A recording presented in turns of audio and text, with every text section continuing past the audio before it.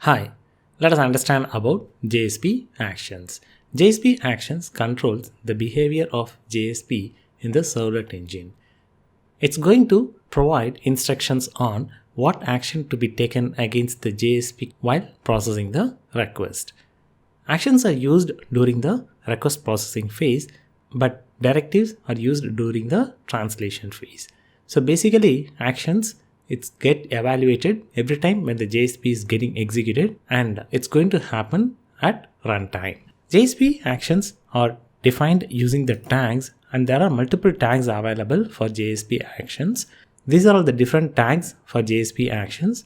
JSP include, which can include a JSP file in runtime, and forward, that can forward the request to another JSP, and param, usebean, set parameter, get parameter, we will be using it along with usebean to use the Java bean to transfer the data from one JSP or one servlet to another. The same way, attribute, element, text will be used to generate the XML content dynamically, and the same way we do have the body tag also. And we do have a plugin tag to insert any third-party objects or embed a Java applet. And in case if any of the resources not available for the plugin tag, we will be using the fallback tag to fallback for the error page or a text information to convey a message to the client saying that particular plugin or the resource is not available. Now let us see few examples for the JSP Actions tag. I'm going to have a small demo for JSP include. Already I have inner.jsp, which is going to have a variable I, and I am printing the value of I after incrementing it by 1. Now I am going to create a new JSP. Let me name the JSP as action include.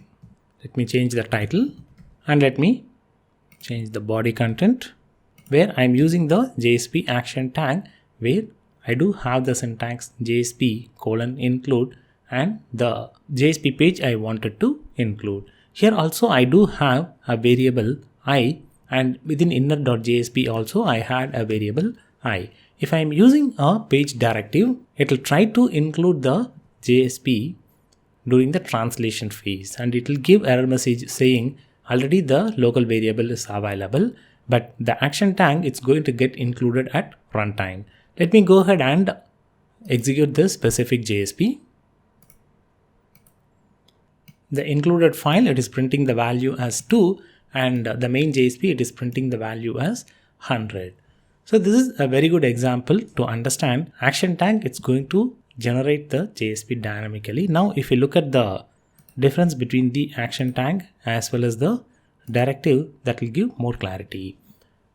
This is the syntax for action, where I'm going to have the syntax as JSP :include and then the page I wanted to include, and the file inclusion happens at runtime, and the included content will be the HTML output of the inner JSP, and for every inner JSP or for every JSP a servlet will get generated. In our case, 2 servlet would have got generated, and the child page cannot set the response header for the parent page, as well as the child page cannot define the fields and methods for the parent page. So basically the child page will be existing independent of the parent page. The action tag can be used mostly for the dynamic content, and the directive will be used for the static content. So in a quick summary, we have seen how to use the JSP include action tag and how it is different than the include directive.